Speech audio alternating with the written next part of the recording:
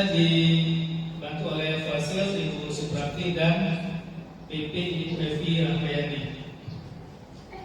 Pada kegiatan hari ini saya akan melakukan penyebaran pemahaman dan penerapan pengalaman budaya positif. Sebelum kita memulai kegiatan ini, kita mulai dengan basmalah. Bismillahirrahmanirrahim. Terima kasih.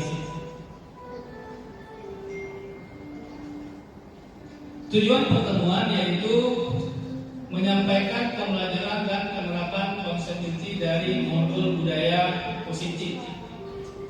Ini ada sebuah video tentang kambing gunung. Coba diperhatikan ya. Kambing gunung.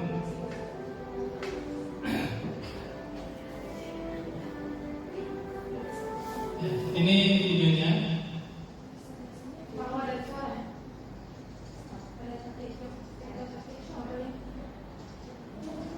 Ya, ini ada seekor kambing gunung. Salah satu dari 8 spesies kambing liar yang hidup di pegunungan Alpen, Eropa. Dan silakan diperhatikan, Bapak Ibu. Jelas gambarnya ya?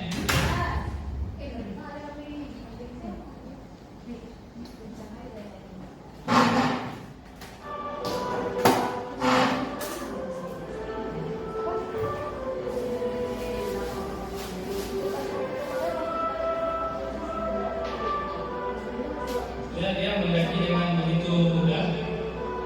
Seperti yang perhatikan. Mereka mungkin biasa di sini berada di tempat yang tinggi.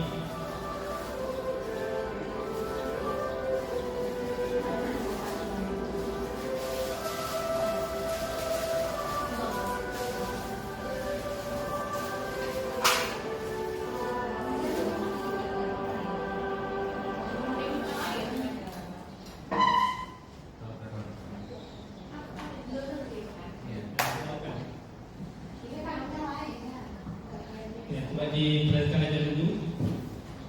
Ya, mereka mempunyai buku yang terbelah dengan 2 jari. Ini dapat mereka untuk menjaga keseimbangan.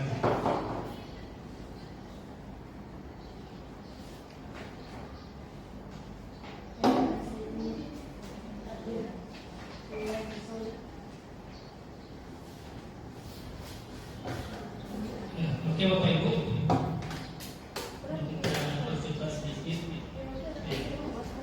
Mereka juga mencari makan di tepi tebing ya, di tepi tebing yang tinggi mereka mencari makan.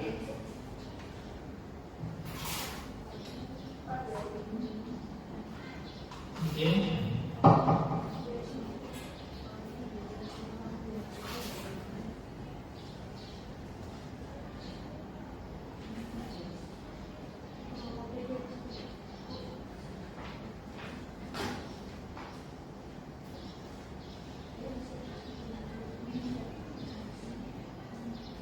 Sebelum ke contoh budaya positif yang ada di sekolah kita, kira-kira dari video tadi apa yang pelajaran dapat kita ambil? Dari video seekor kambing yang mempunyai kebiasaan berada di pinggir tebing dengan kemiringan hampir 48%. Apa pelajaran yang bisa diambil?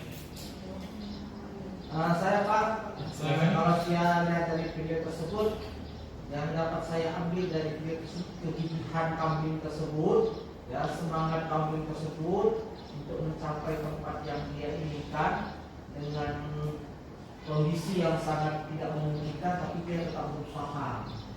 Benar sekali. Ya, silakan Ibu Nurul. Kalau menurut saya, ikan gunung itu memiliki sebuah kebutuhan dasar yang kayak biologi, yaitu dia butuh makan.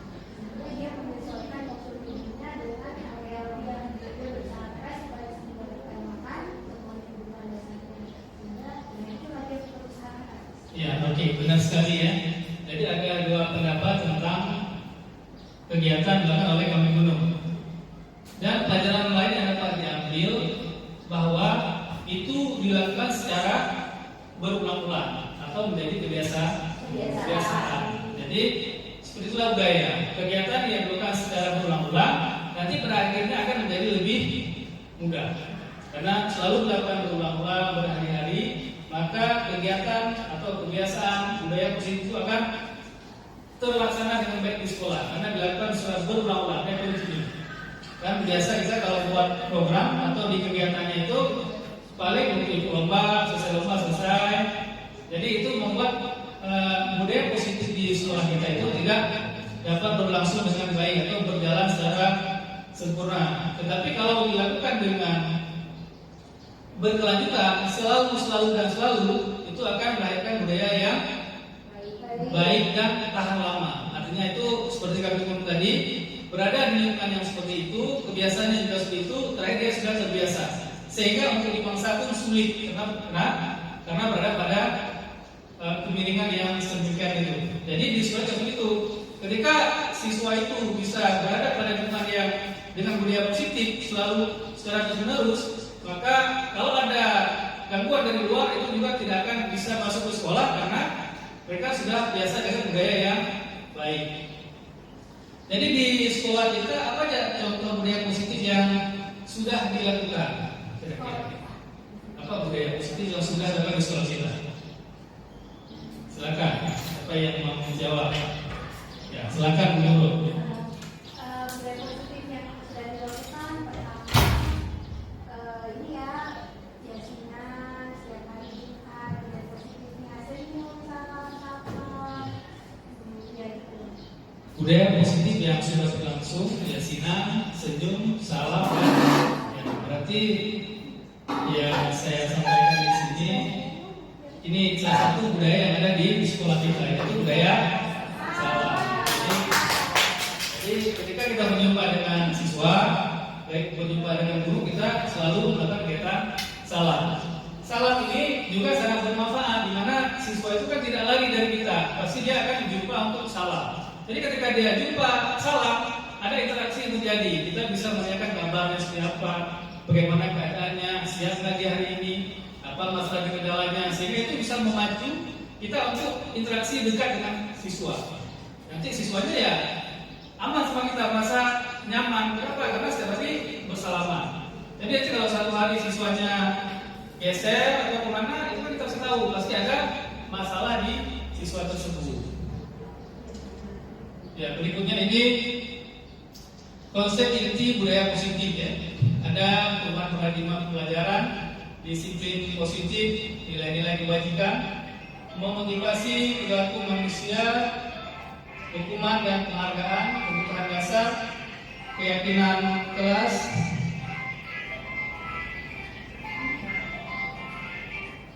kemudian posisi kontrol guru dan segitiga restitusi.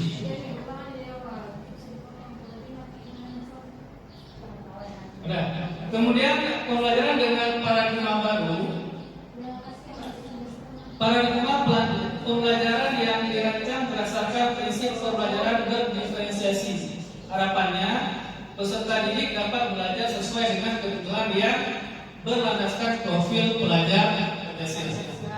Jadi di sini kita kan ada pergeseran paradigma. Kalau dulu semua kegiatan pembelajaran itu terpusat pada guru atau teacher center. Kalau sekarang harapannya adalah semua kegiatan pembelajaran itu terpusat pada student center atau berpusat pada murid, di mana muridnya yang lebih aktif daripada guru.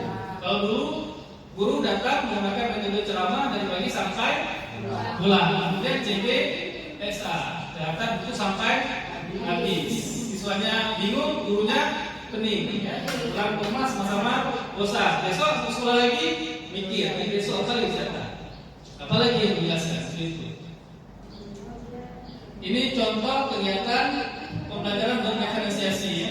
Artinya kita di sini melihat murid itu harus lebih aktif. Artinya murid punya kemampuan yang bisa dia tonjolkan, nanti akan dibantu oleh guru untuk melahirkan atau menonjolkan kemampuan tersebut. Seperti ini kemampuan untuk melakukan public speaking atau berbicara di depan umum. Jadi kan siswa itu punya kemampuan, ada numerasi, ada literasi, dan ada juga kemampuan komunikasi. Jadi di kemampuan komunikasinya siswa bisa ditampilkan dengan kegiatan misalnya berceramah, MC, berpidato dan segala macamnya. Jadi ini salah satu kegiatan pembelajaran yang berpihak pada murid. Oke. Ini pendidikan menurut Ki Hajar Dewantara. Itu ada 3 filosofi yang sangat mendasar dari Ki Hajar Dewantara. Yang pertama, ingangso sumsulodo, di depan memberikan contoh. Jadi guru itu orang yang digugu dan ditiru. Guru itu memberikan contoh yang terbaik bagi muridnya. Guru memberikan jejak rekam yang terbaik bagi muridnya, sehingga guru itu bisa menjadi contoh. Kan kebiasaan siswa itu kalau sekarang mengambil contoh itu dari siapa?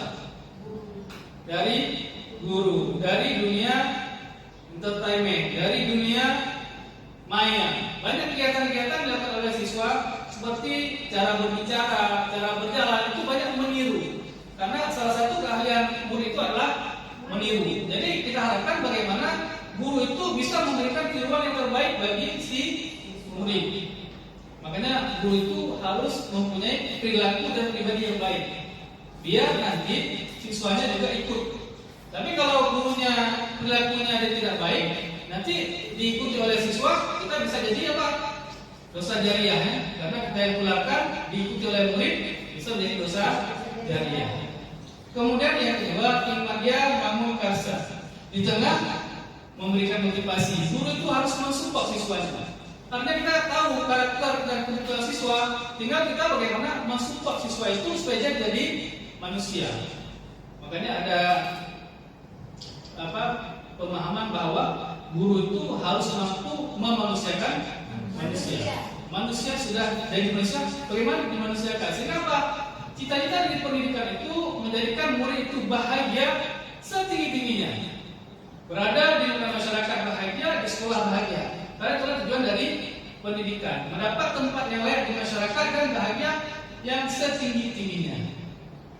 Jadi guru itu harus bisa mensupport siswanya supaya siswanya itu termotivasi. Karena kan belakangan kita tidak pernah menanyakan kepada siswa nanti mau jadi apa atau setelah ini mau kemana, jarang sekali. Sehingga jadi siswa yang ngambang. Kapan cita-citanya lahir? Ketika ambil jasa. Udah ada jasa, saya kemana? Bingung dia. Makanya tugas kepada guru mensupport siswa, melihat bagaimana kemampuan dia, kemana dia cocok diarahkan, sehingga jadilah guru seorang motivator bagi murid tersebut.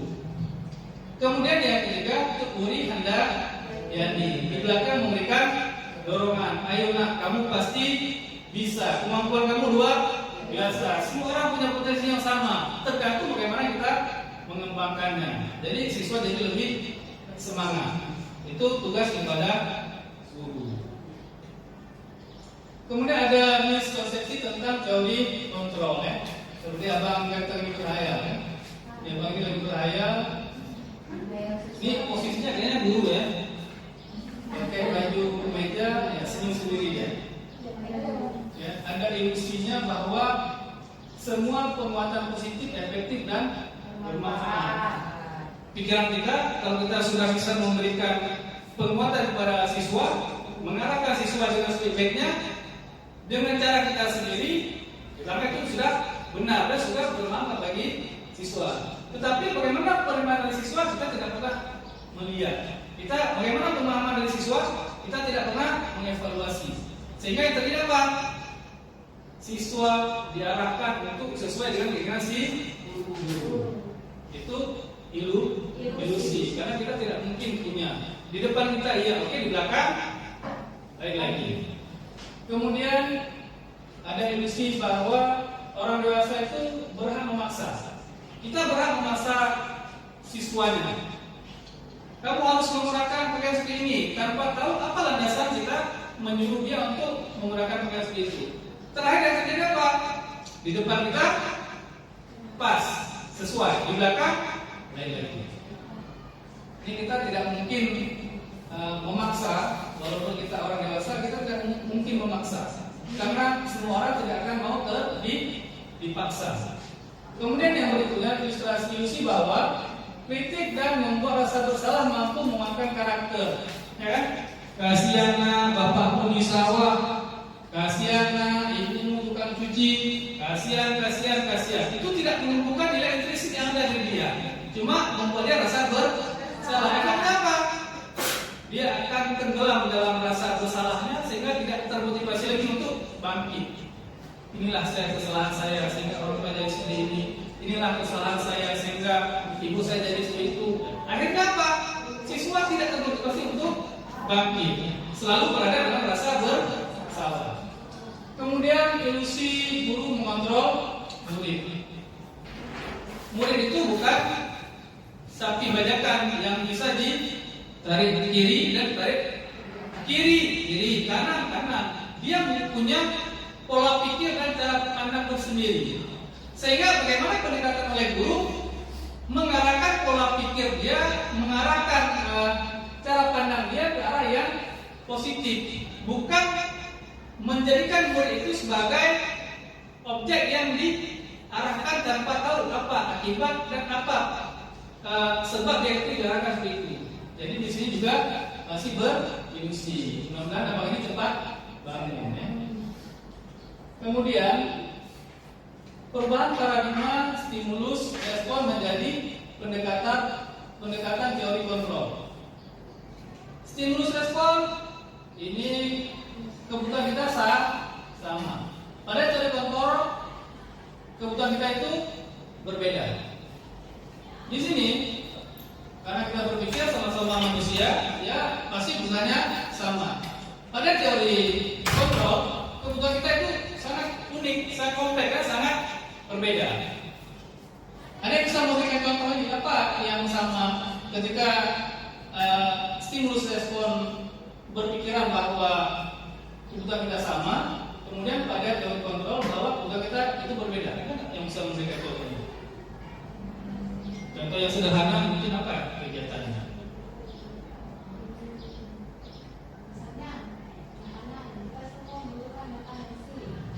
Iya.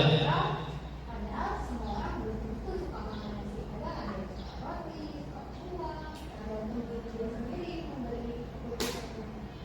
Iya, pada teori respon, ketika orang lapar ya dia apa?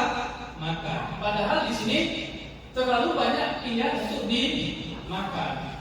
Di Papua makan sagu, kita makan nasi Aceh. Kemudian di Mesir makan roti.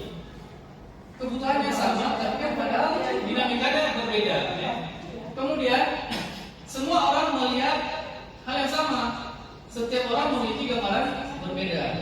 Ini contoh gambarnya. Ya.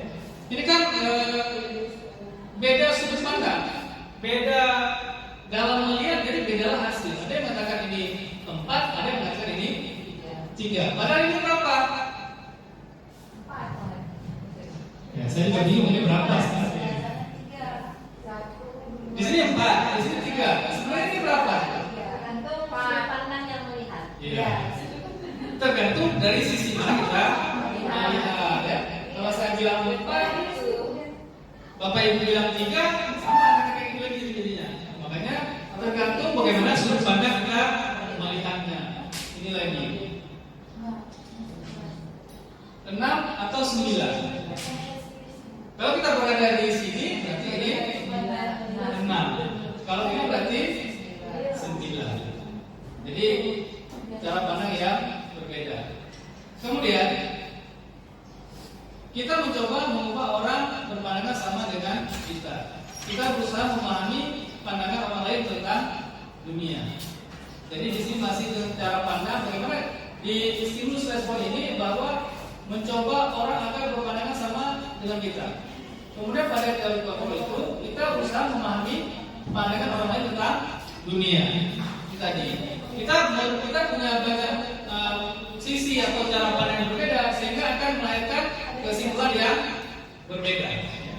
Kemudian untuk perilaku guru bilang sebagai suatu kesalahan. Semua perilaku memiliki tujuan. Jadi apapun yang dilakukan oleh orang itu, oleh siswa kita, oleh murid kita, ada tujuannya. Ada yang sekedar ingin diperhatikan, ada yang sekedar ingin menunjukkan kemampuan dia, ada yang juga tidak punya kemampuan apa-apa agar dia diperhatikan. Kemudian orang lain bisa mengontrol saya pada stimulus respon. Pada teori kontrol hanya Anda yang bisa mengontrol diri sendiri.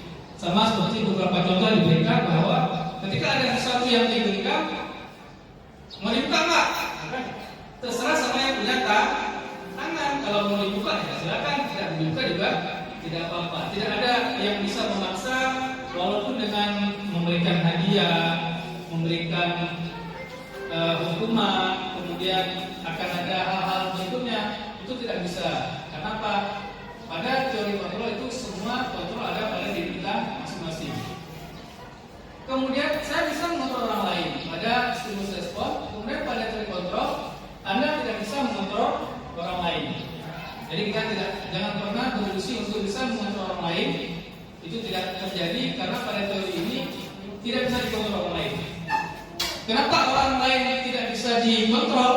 Karena semua orang punya pemikiran dan sikap yang berbeda. Kemudian ada pemaksaan, ada pada saat tunjukkan gagal. Pemaksaan ada pada saat gagal, kemudian stimulus respon. Kemudian pada teori kontrol, kolaborasi dan konsensus menciptakan pilihan-pilihan baru. Jadi bagaimana kolaborasi ini dan konsensus bisa menciptakan pilihan-pilihan baru. Kalau ada pertanyaan, ya kan? Pilih warna merah atau warna hijau, seperti itu. Ada apa yang pilih? Ataunya itu bisa diapain ya? Merah atau hijau? Saya mau ataunya, atau yang lainnya, dengan atau hijau. Ataunya, atau merah, atau kuning, bisa dipersepsikan masing-masing. Jadi kita tidak bisa untuk melakukan rujukan kekuasaan. Jadi perlulah yang namanya kolaborasi. Pilih warna merah atau hijau. Kalau warna merah lebih kehidupan, adem, ayem, ya. Kemudian kalau warna merah berani. Kita mencoba mencari kesamaan dalam perbedaan. Bagaimana kita mencari kesamaan dalam perbedaan? Kita juga dari teori kontrol ini. Kemudian model berpikir menang kalah. Model berpikir menang pada teori kontrol. Kalau pada teori menang kalah, yang menang akan busung dada, yang kalah akan rendah diri. Kalau pada win-win solution ini, pada sama-sama menang, tidak ada yang merasa berbangga hati dan tidak ada yang merasa rendah hati. Apa contohnya coba? Ada yang bisa memberikan contoh? Apa contohnya?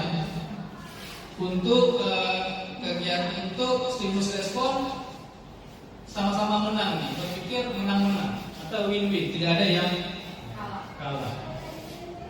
Apa contohnya? Ada yang bisa memberikan contohnya? Bagaimana contoh ini? Kita berpikir sama-sama menang.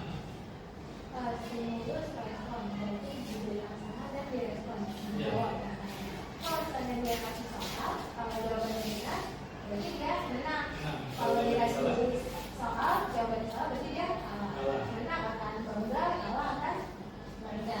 Nah, kalau dari kontrolnya menang-menang, saat ada sebuah soal, orang kan memiliki sudut pandang berbeda terhadap soal.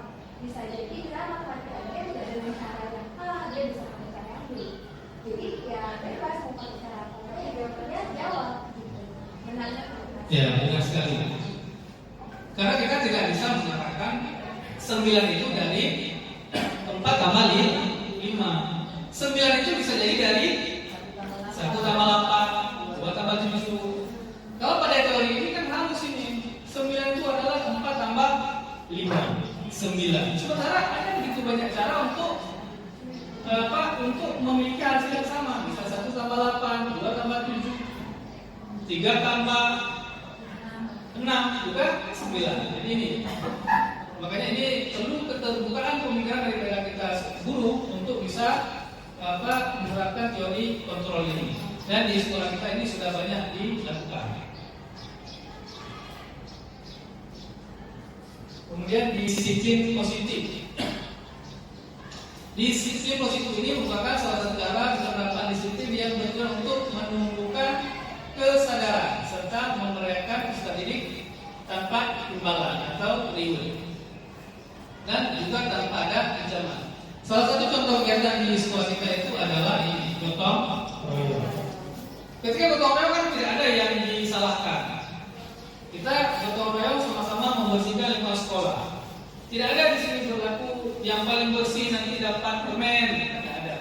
Yang tidak bersih nanti tambah lagi kerjaannya, tidak ada. Yang kenapa? Kita mencoba sama-sama menjaga lingkungan sekolah agar bersih.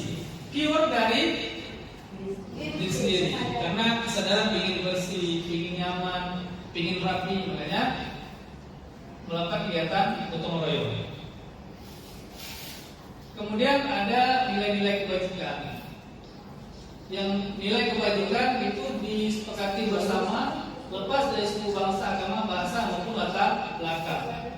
Ya, ada ini profil pelajar Pancasila, beriman, bertakwa pada Yang Maha Esa, berakhlak mulia, berpendidikan global, gotong royong, mandiri, kreatif, dan bernalar kritis. Ya. Contoh kegiatan di sekolah kita adalah berdiskusi kelompok. Jadi dalam kegiatan diskusi kelompok ini tidak ada yang jadi kan sama-sama saling menghargai. Ketika kelompok ini presentasi atau maju, maka ini akan mendengar.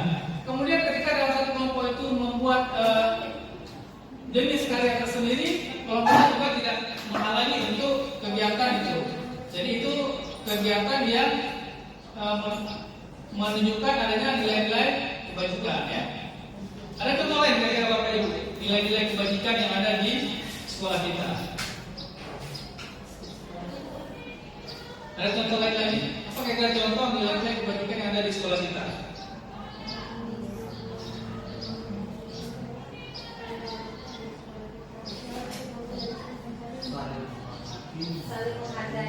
Saling menghargai, saling menghormati, ya, bertanggung jawab, disiplin, tepat waktu dalam menyelesaikan tugas. Ya. Kita dapat gambaran dari diskusi kelompok ini bahwa di sini akan saling menghargai, kemudian di sini juga saling menghormati dan menerima perbedaan. Kemudian ada kebutuhan dasar manusia, kebutuhan yang harus dimiliki oleh manusia itu ada bertahan hidup. Ini makan ya, bertahan hidup. Kalau di sekolah kita kan ada yang namanya apa? Kantin ya. Jadi kalau siswanya lapar, sekolah juga menyediakan kantin sehingga siswanya bisa makan dan tetap hidup. Karena nanti pulang ke sekolah, nah ini gara-gara tidak ada tempat makan. Kemudian yang kedua, kasih sayang dan rasa diterima. Apa yang dilakukan oleh kita selama ini sehingga murid itu merasa diterima dan mendapat kasih sayang dari kita semua guru. Apa contoh kegiatannya?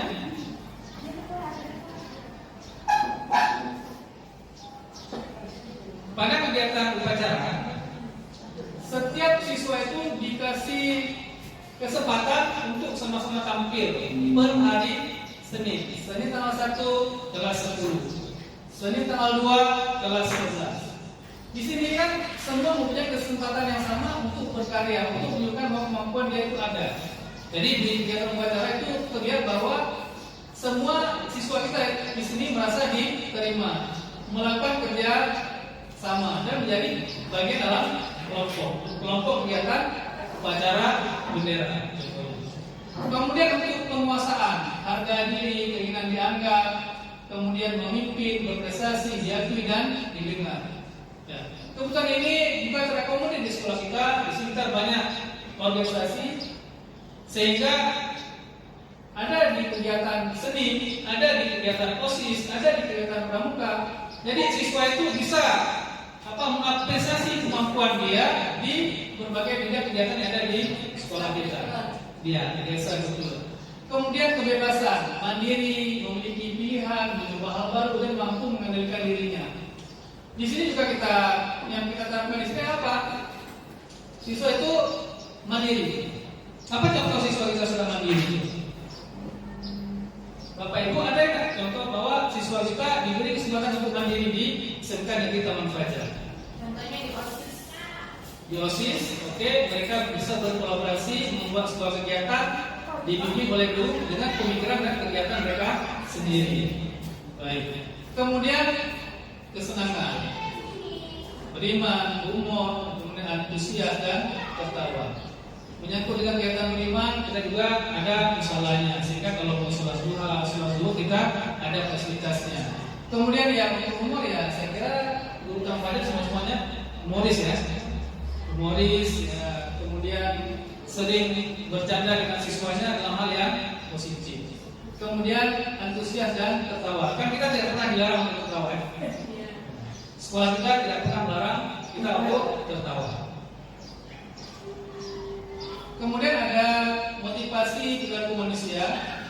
Kemudian yang untuk menghindari ketidaknyamanan atau hukuman, ini salah satu motivasi perilaku kita. Kemudian untuk mendapatkan imbalan atau penghargaan dari orang lain. Kemudian untuk menjadi orang yang mereka inginkan dan menghargai diri sendiri dengan nilai-nilai yang mereka percaya.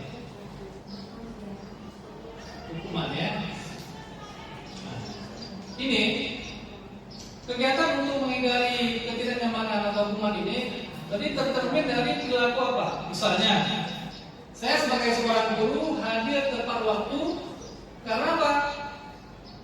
Karena aku nanti dipanggil oleh wakil bidang kurikulum. Jadi saya tidak merasa tidak nyaman sehingga saya hadir tepat waktu. Kemudian kalau saya hadir tepat waktu, nanti saya akan pada akhir semester akan diumumkan siapa guru yang teladan. Ya. Ini juga berasal dari luar ya. Tapi yang paling bagus yang mana? Untuk menjadi orang yang mereka inginkan dan menghargai diri sendiri dengan nilai-nilai yang mereka percaya. Apa? Ketika kita ke sekolah tepat waktu, itulah bagian dari tanggung jawab kita sebagai guru. Tidak perlu hadiah dan tidak perlu dihukum. Tidak dikasih hadiah, salah. Tidak dihukum atau dihukum juga tidak masalah. Kenapa? Yang kita percaya bahwa kegiatan yang kita lakukan adalah untuk menghargai diri sendiri. Sudah dianugerahkan jadi guru, dihargai dari jadi guru. Kalau hukuman itu berarti dia itu terencana, tidak terencana atau tiba-tiba. Kalau konsekuensi itu terencana atau disepakati. Kalau restitusi, proses mencari kondisi bagi murid untuk memperbaiki kesalahannya. Nah, ini ada beberapa hukuman, konsekuensi dan restitusi. Sekarang yang sudah sering kita terapkan yang mana kira-kira Bapak Ibu? Yang sudah sering kita terapkan terhadap murid kita kira-kira hukuman, konsekuensi atau restitusi? Hukuman. Datang terlambat positif. Datang terlambat tiba-tiba marahin. Begitu datang terlambat ternyata marahin. Terlambat lagi sampah. Terlambat lagi keliling apa? Dan berbagai macam jenis hukuman dia walaupun anggapan kita itu positif, tetapi itu kita negatif bagi siswa. Kita beranggapan bahwa itu positif, tetapi itu tidak bisa melahirkan kesadaran pada siswa bahwa yang dilakukan itu adalah salah. Kalau yang hobinya lari-lari ya masalah lah. Nah, gampang. Besok kena hukuman lari, aman. Begitu jumpa lari takkan, lari itu ya. Nggak perlu tanya hukuman. Nggak perlu kita tanya lagi kenapa terlambat, kenapa ini nggak perlu lagi. Tinggal lempar kita aja, lari takkan, lari kan. Jadi tidak ada satu kesadaran dari murid. Kemudian kalau konsekuensi ini disepakati. Nanti besok kalau terlambat, siapapun yang terlambat harus membawa bunga misalnya. Itu sudah disepakati. Siswa juga begitu. Bapak terlambat, tinggal bunga selesai. Tapi kalau di restitusi ini menciptakan kondisi bagi murid untuk memperbaiki kesalahan. Kemudian proses kolaboratif yang mengajarkan murid untuk mencari solusi sendiri. Jadi ketika dia salah dipanggil, yang kamu lakukan benar nggak? Salah, oke. Di mana salahnya? Kayak apa yang dilanggar? Ini. Apa yang akan kamu lakukan setelah ini? Untuk memperbaiki kesalahan kamu atau kamu tidak mengulangi? Apa yang akan kamu lakukan? Oh, saya akan berbuat ini. Besok nanti kalau saya lakukan kesalahan, apa lagi yang harus saya pikirkan untuk supaya saya itu bisa selesai dari permasalahan saya. Ya, saya selaku guru saya tidak mau tahu kamu itu salah atau tidak salah. Yang penting sekarang bagaimana kamu perbaiki kesalahan ini. Ya. Jadi siswanya jadi lahir kesadaran dari dalam. Kemudian ada 5 posisi kontrol guru ya. Pertama sebagai penghukum. Karena kamu terlambat silakan sapu seluruh lapangan bola. Kemudian kalau yang merasa bersalah, nah mengapa kamu datang terlambat hari ini? Kalau begini, ibu jadi tidak enak sama guru piket karena terlalu sering terlambat. Kalau teman, nah besok jangan datang terlambat lagi ya. Tolong lakukan demi ibu. Ini adalah beberapa kontrol guru yang masih sifatnya itu tidak melahirkan siswa yang berubah dan bertanggung jawab. Kalau dihukum ya cuma dia pikir berarti kalau terlambat pulang apa? Kalau bermasalah nanti kalian diingatin bahwa yang kita lakukan dengan konsekuensi kepada dia tidak gurunya tidak akan sama sekolah-sekolah dan semacamnya. Kalau posisi teman ya tolong ya, itu dia jadi teman. Kemudian posisi kontrol yang sebagai pemantau. Ibu lihat kamu sudah beberapa kali terlambat datang ke sekolah. Perbuatan kamu sudah melanggar peraturan sekolah. Ini posisi sebagai pemantau. Sudah dilihat berapa kali terlambat, perbuatan sudah melanggar peraturan sekolah. Iya, kemarin terlambat, depan terlambat. Ya, selalu terlambat. Kemudian yang terakhir, posisi kontrolnya adalah sebagai manajer. Menurut kamu, apakah perbuatan kamu melanggar keyakinan kelas? Jika kamu meyakininya, apakah kamu bersedia memperbaikinya? Ini dia. Ya. Jadi ketika guru mengatakan bahwa pada muridnya telah melanggar keyakinan kelasnya, keyakinan kelas kan disepakati bersama di awal. Kita sudah sepakat, itu lahir dari pemikiran kita masing-masing. Dan ketika kita menjalankan ini, berarti kita harus mencari solusi sendiri. Karena kita yang kuat. Murid yang membuat keyakinan kelas, ketika dia melanggar, dia harus berpikir apa yang mesti dilakukan untuk menutupi kesalahannya. Artinya apa? Dia harus memperbaiki. Itulah beberapa posisi kontrol yang dilakukan oleh guru. Kemudian berikutnya ada keyakinan kelas. Ini Bapak Ibu, ada beberapa cara untuk menyusun keyakinan kelas ya.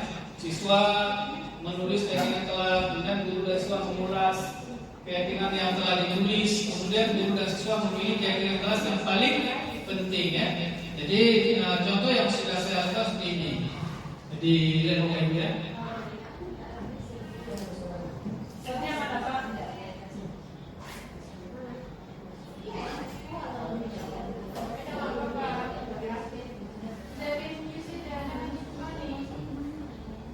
Ini contoh kegiatan penyusunan disiplin kelas atau keyakinan kelas.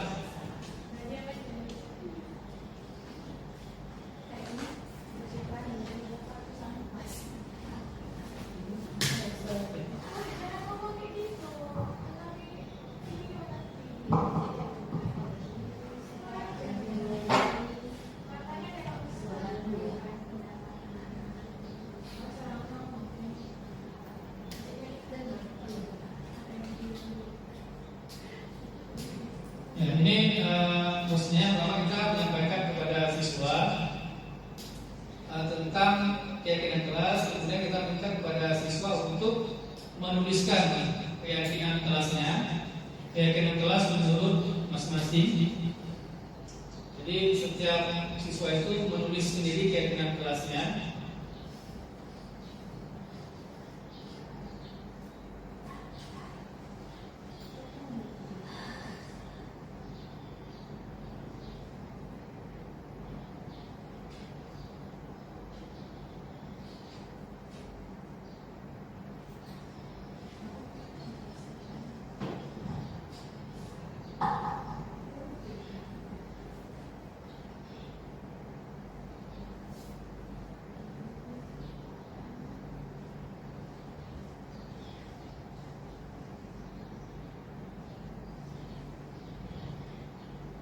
Dibagi semua pada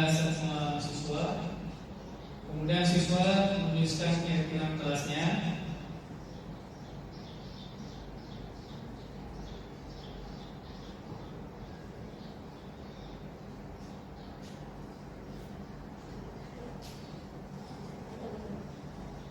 Kemudian siswa menempel di papan tulis ya keyakinan kelas yang sudah dibuat tadi. Itu proses penempelan keyakinan kelas. Jadi keyakinan kelas ditempel oleh setiap siswa. Kemudian kita menghitung nanti berapa jumlah tempelannya sesuai dengan jumlah siswa. Jadi kalau tidak sesuai berarti ada siswa yang tidak menuliskan keyakinan kelas. Jadi kalau jumlahnya sudah pas, baru kita buat rumus saja.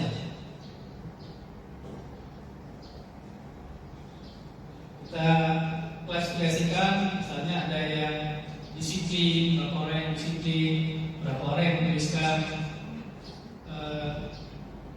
tata krama seperti itu. Kemudian kita rangkum.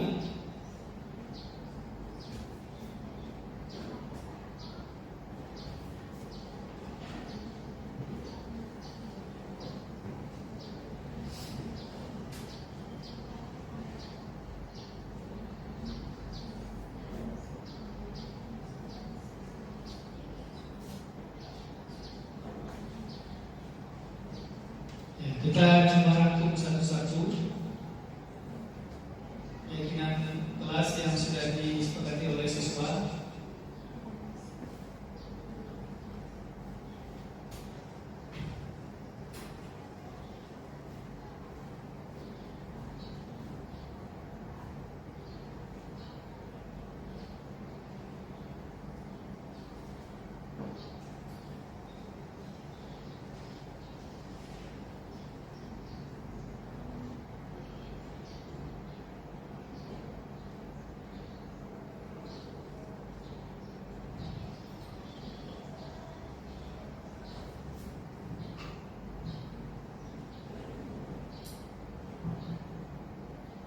Itu ada lima keyakinan kelas yang kami rangkum di dalam 11 substansi. Ada 5 keyakinan kelasnya. Itu disepakati bersama siswa. Kemudian kita buat rangkumannya, kita rangkum.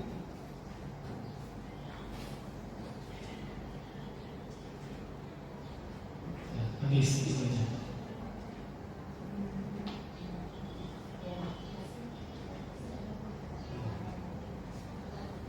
Baik Bapak Ibu, kira-kira ada yang ingin mengomentari dari video pembuatan keyakinan kelas? Ya, silakan. Ada masukan atau ada mungkin feedback umpan balik terhadap video keyakinan kelas yang saya buat bersama kelas 11. Silakan Ibu. Jadi Pak, biasanya kan kita buatnya kesepakatan kelas.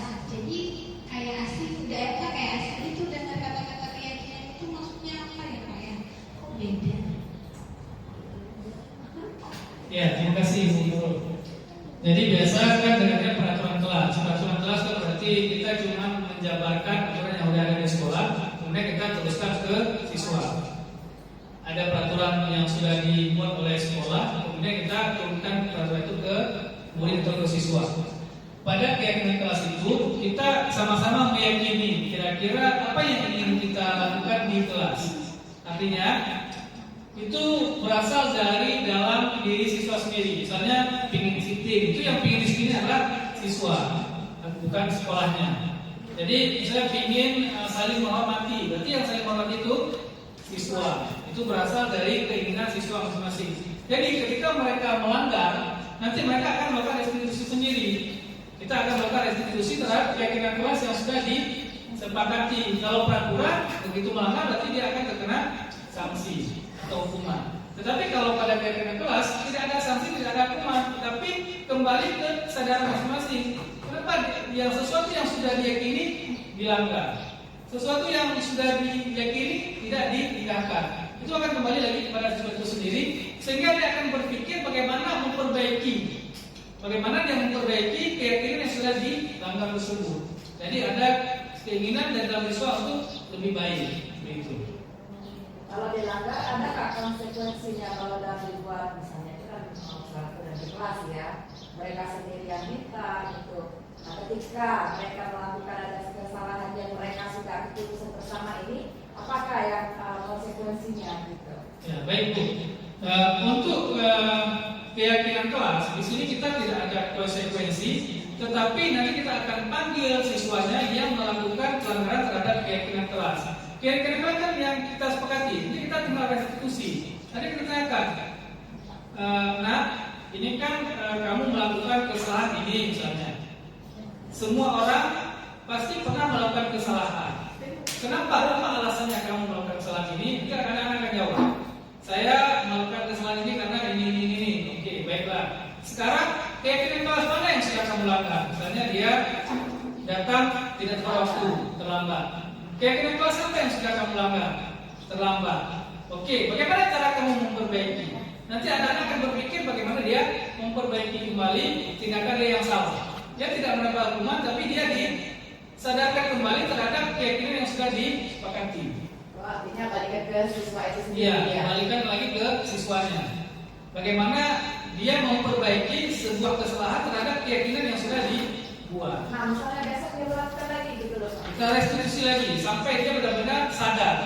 Biasa siswa itu ketika dia sudah sadar bahwa yang dia lakukan adalah keinginan dia sendiri, tidak mungkin dia ulangi. Kenapa? Karena keyakinan dia kan susah untuk melanggar keyakinan yang sudah kita sepakati. Apakah kita perlu catatan kecil gitu Pak? Misalnya Pasti kita perlu catatan namanya, kemudian apa kesalahannya, apakah sudah dilakukan restitusi atau belum. Kalau sudah dilakukan restitusi, maka nanti akan kita lakukan kembali restitusi sehingga siswanya itu jadi lebih baik, dia tersadar kembali. biar kita bisa mereview kembali ya kan? Iya, jadi siswanya bisa sadar kembali. Kan saya gini, keyakinan kelasnya kita sepakat bahwa tidak akan datang terlambat. Oke, ketika dia datang terlambat, kan kita kembalikan lagi ke dia. Ini kan keyakinan kamu, keyakinan kita. Kenapa dilanggar? Ya, jadi nanti akan memperbaiki sendiri supaya dia tidak lagi melanggar. Kenapa? Dia akan mencari solusi sendiri nanti. Nanti kita akan bahas di segitiga restitusi lagi. Ya demikian ya. Oke, kita lanjutkan. Ini dia segitiga restitusi. Itu yang perlu dilakukan yang pertama adalah validasi tindakan yang salah. Kesalahan dia apa? Kemudian yang kedua menanyakan keyakinannya. Kemudian yang ketiga menstabilkan identitas sehingga siswa itu tidak merasa bersalah atau siswa itu tidak merasa terhukum atau siswa tidak merasa dipojokkan. Dalam kegiatan menstabilkan identitas ini berdasarkan prinsip membuat kesalahan adalah bagian dari proses pembelajaran. Contohnya ini, berbuat salah itu wajar akan berbuat salah. Mungkin karena kamu belum tahu. Tidak semua manusia sempurna. Ibu tidak mau mencari siapa yang salah, tapi ibu ingin mencari solusi dari permasalahan. Jangan pula nanti bilang ibu juga pernah berbuat salah. Kemudian di validasi tindakan yang salah, ini dia harus tahu keyakinan kelas mana yang dia langgar. Kita sudah buat keyakinan kelas mana yang dia langgar. Kemudian ini contoh segitiga restitusi yang sudah saya lakukan.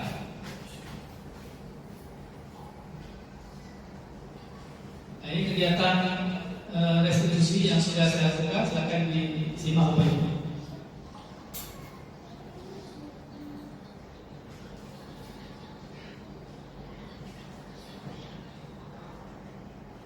Siswa ini terlambat datang ke sekolah.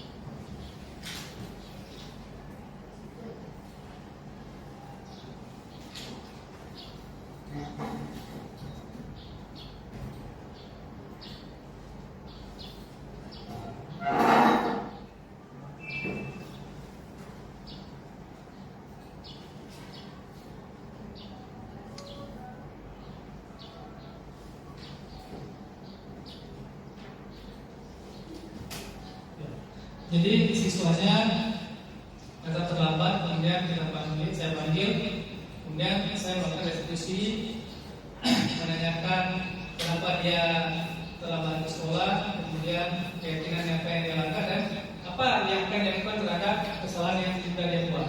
Kemudian saya akhirnya dengan salah. Ya.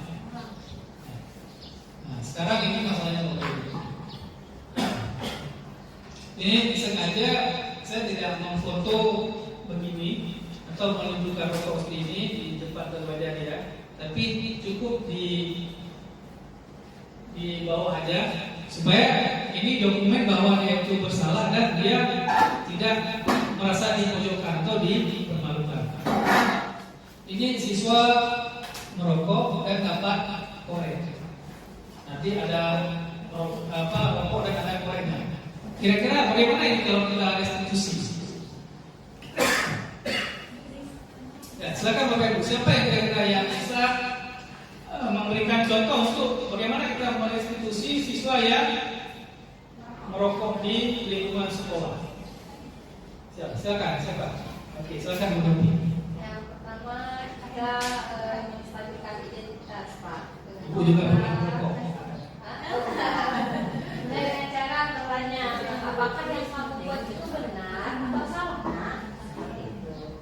Lalu setelah itu kita masuk ke validasi tindakan salah, Pak. Nah, jadi kita tanya alasannya apa sebenarnya merokok di sekolah? Jadi apa alasan kamu kenapa merokok di sekolah? Tapi bukan menyebutkan ya, bertanya. Nah, lalu kita menanyakan keyakinan apakah setelah kita beritahu itu tindakan yang salah, dia juga tahu, dia menyadari itu salah. Setelah kita tanyakan, kita tanyakan keyakinan pada dia apakah nilai-nilai mana yang sudah dia langgar, kesepakatan dari kesepakatan kelas atau kesepakatan sekolah yang mana yang sudah dia langgar. Kita tanyakan.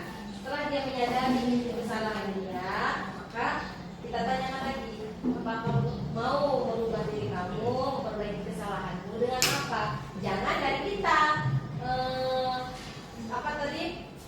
perintah untuk menyadarkan dirinya, tapi dia sendiri yang memberi keyakinan dari dirinya bahwasanya saya tidak akan mengulangi lagi, Pak. Saya akan berusaha untuk melarang teman-teman saya misalnya merokok di sekolah. Bagus sekali. Apa? Kita langsung lagi. Baik, terima kasih. Inilah yang dapat saya sampaikan kepada Bapak Ibu semua. Semoga dapat diambil pelajaran untuk melakukan kegiatan-kegiatan diagnostik di lingkungan sekolah. Demikian, saya pamit undur diri. Terima kasih atas segala perhatiannya. Mohon maaf atas segala kekurangan. Saya akhiri. Assalamualaikum warahmatullahi wabarakatuh.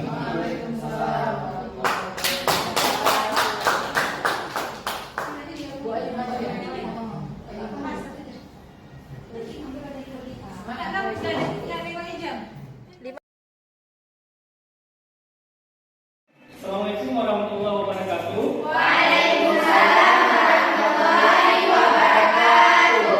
Selamat pagi semuanya. Apa kabar? Alhamdulillah, Pak. Baik. Sudah sarapan semuanya?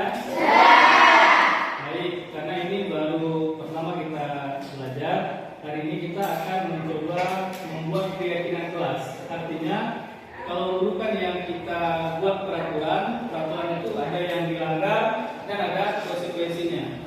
Sekarang kita membuat keyakinan kelas, artinya semua itu berasal dari diri kita sendiri. Kita yang buat, kita yang sepakati, kita yang kerjakan. Artinya tidak ada yang dilanggar karena ini merupakan keyakinan bersama. Baik, Bapak akan bagikan kertas ini, nanti ditulis keyakinannya, nanti baru kita akan baca bersama di depan ya.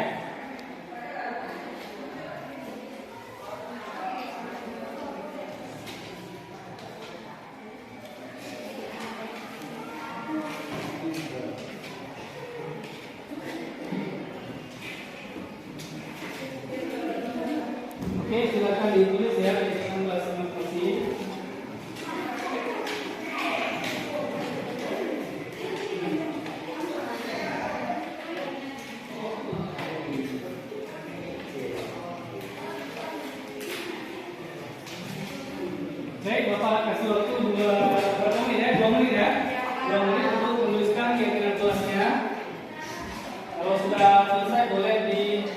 tempelkan. Siapa yang sudah selesai boleh ditempelkan ke papan tulis. Oke, siapa yang sudah silakan ditempelkan ke papan tulis.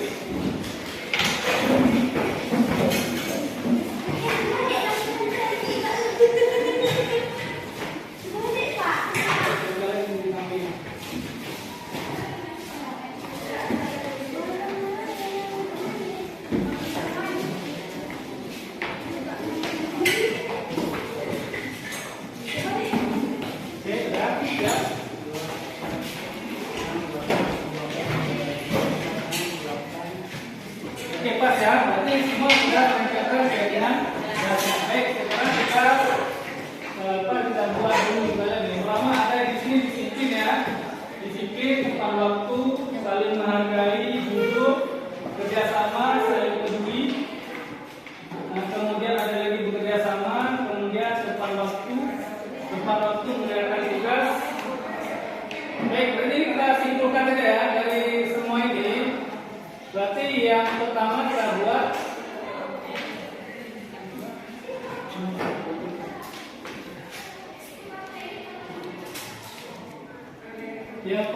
berarti kita kan sama ya, ada yang bekerja sama.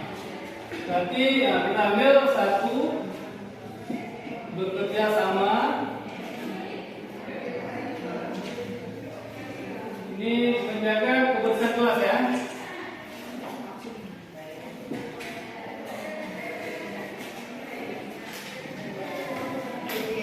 Nah, gimana, sepakat? Berarti kan ini banyak bekerja sama. Sekarang bekerja sama dalam apa kan? Berarti bekerja sama dalam hal menjaga kebersihan kelas. Oke, kemudian yang kedua, nah ini mengerjakan tugas tepat waktu. Berarti mengerjakan tugas dengan tepat waktu. Yang kedua, mengerjakan tugas tepat waktu. Oke, sepakat ya? Baik, yang ketiga, apalagi ini udah mereka juga tepat waktu. Nah, saling peduli ya. Berarti saling peduli, kemudian saling menghargai. Oke, kita ngomong aja ya. Saling peduli,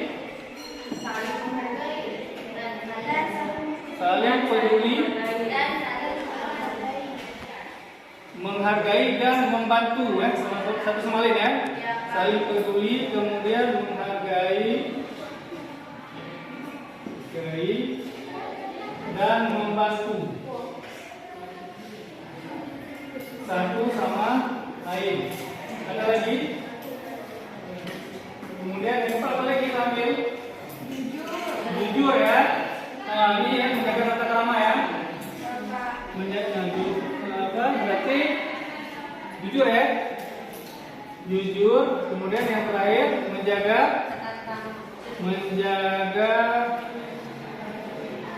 tata krama dan etika. Boleh tambahkan di sekolah ya.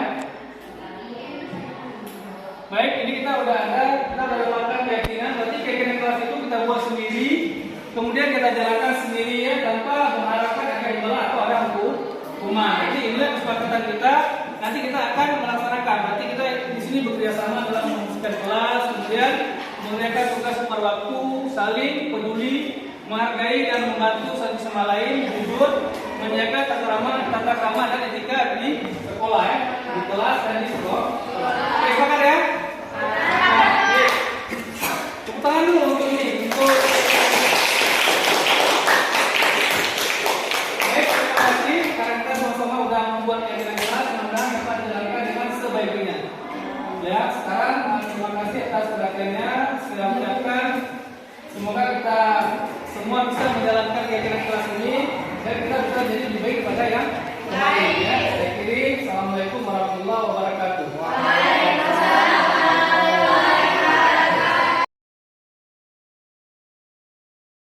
Sinta, apa kabar?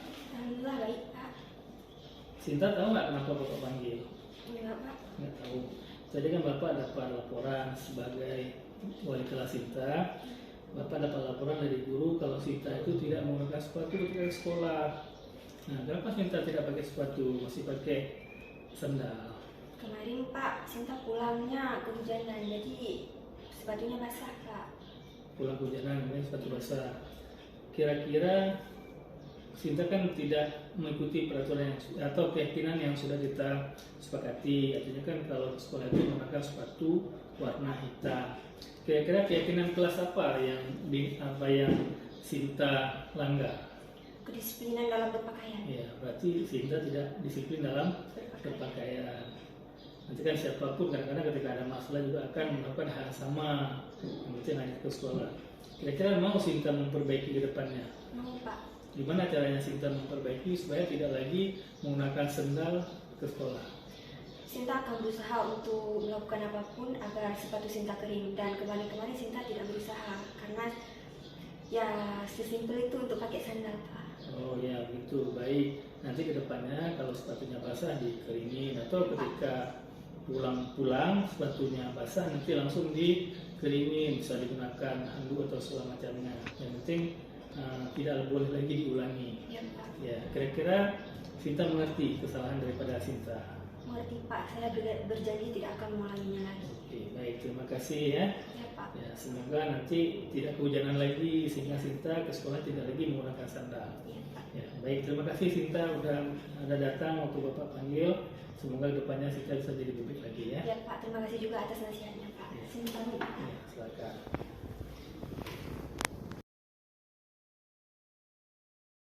Assalamualaikum warahmatullahi wabarakatuh. Perkenalkan, nama saya Siti Nurhalifah dari jurusan akuntansi. Saya akan memberikan testimoni keyakinan kelas yang telah kami buat bersama dan kami sepakati bersama. Nah, setelah membuat testimoni atau keyakinan kelas, kami menjadi paham tentang perilaku positif yang harus kami jalankan di kelas dengan seserius mungkin. Semoga ini dapat berjalan sesuai rencana dan dengan baik. Baik, sekian dari saya. Assalamualaikum warahmatullahi wabarakatuh. Dadah. Assalamualaikum warahmatullahi wabarakatuh. Perkenalkan, nama saya Muhammad Jamil, calon guru penggerak angkatan 8 Kabupaten Aceh Timur. Saya akan merefleksikan budaya positif yang telah kami pelajari selama ini. Penerapan budaya positif, setelah mempelajari materi budaya positif, saya jadi memahami tentang bagaimana penerapan budaya positif di sekolah kami. Sejauh ini kami telah mencoba untuk mempraktekkan penerapan budaya positif dan alhamdulillah hasilnya sangat bagus. Sekolah kami jadi lebih baik pemahamannya tentang penerapan budaya positif, dan harapannya kegiatan penerapan budaya positif ini dapat berjalan secara berkelanjutan demi kebaikan pendidikan yang ada di sekolah kami khususnya. Demikian refleksi dari saya. Saya akhiri. Assalamualaikum warahmatullahi wabarakatuh.